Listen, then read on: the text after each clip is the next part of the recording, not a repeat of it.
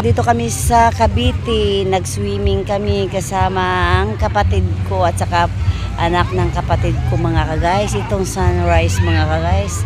Sunlight, ito ang ganda naman yan. Ito maraming tao dito mga guys. Yan, yan.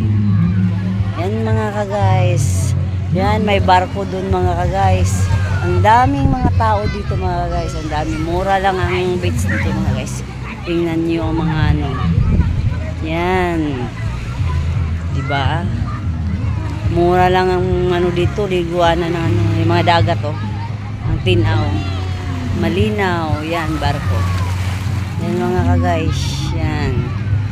Yan. Dito kami sa Cavite.